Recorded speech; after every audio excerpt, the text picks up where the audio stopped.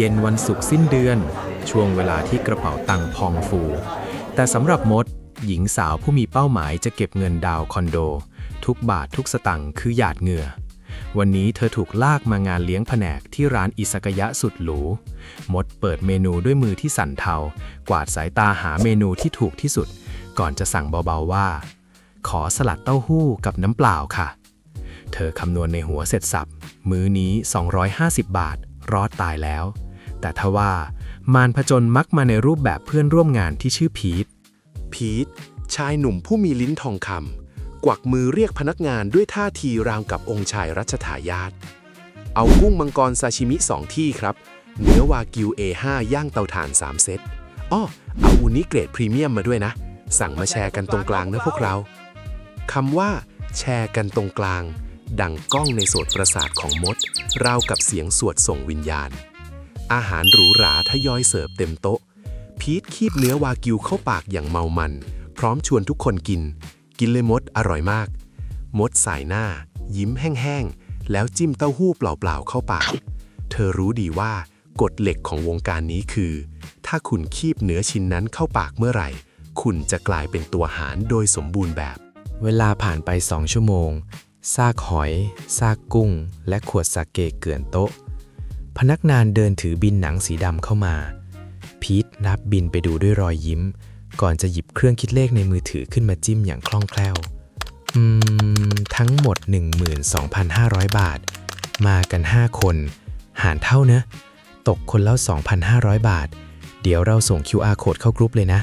ใครโอนแล้วสลิปมาด้วยติ๊งเสียงแจ้งเตือนไลน์ดังขึ้น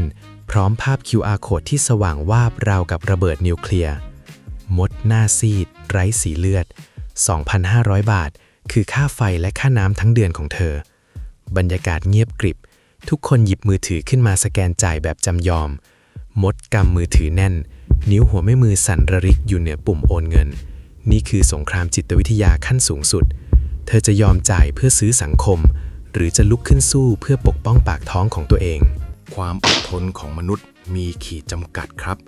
มดวางมือถือลงบนโต๊ะเสียงดังตึงทุกสายตาหันมาจ้องเธอมดสูดหายใจลึกรวบรวมความกล้าทั้งหมดที่มีแล้วพูดด้วยน้ำเสียงราบเรียบแต่เฉียบขาดว่าพี่พีทคะมดกินแค่สลัดเต้าหู้กับน้ำเปล่ามดขอจ่ายแค่250 บาทในส่วนของมดนะคะเดดแอร์บรรยากาศบนโต๊ะเย็นเยือกพีทชะงักรอยยิ้มเจือนลงอ้าวแต่เรามาด้วยกันก็ต้องแชร์กันสิมดปาร์ตี้ไงทันใดนั้นเพื่อนอีก2 คนที่นั่งเงียบๆก็ค่อยๆยกมือขึ้นพี่พีทคะหนูไม่กินเนื้อวากิวค่ะขอจ่ายแยกนะคะผมแพ้อาหารทะเลครับพี่ขอจ่ายแยกเหมือนกันอำนาจเผด็จการหารเท่าพังทลายลงตรงนั้นพีทต้องก้มหน้ารับกรรมควักบัตรเครดิตรูดจ่ายค่ากุ้งมังกรและวากิวที่ตัวเองยัดทนานไปคนเดียวเกือบ10,000 บาทเห็นไหมครับคุณผู้ชมการหารเท่ามันจะยุติธรรมก็ต่อเมื่อทุกคนกินเท่ากันครับ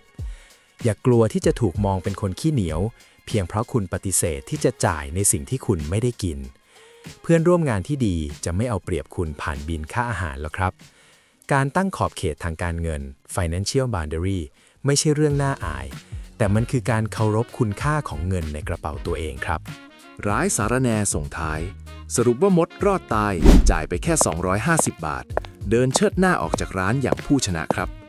ส่วนพีทพอต้องรูดบัตรจ่ายไป 9,000 กว่าบาทด้วยความงกและเสียดายของจัดเลยประชดชีวิตด้วยการนั่งยัดซาชิมิกุ้งมังกรอูนิและเนื้อวากิวติดมันที่เหลือเต็มโต๊ะเข้าปากคนเดียวรวดเดียวจนหมดเกลี้ยง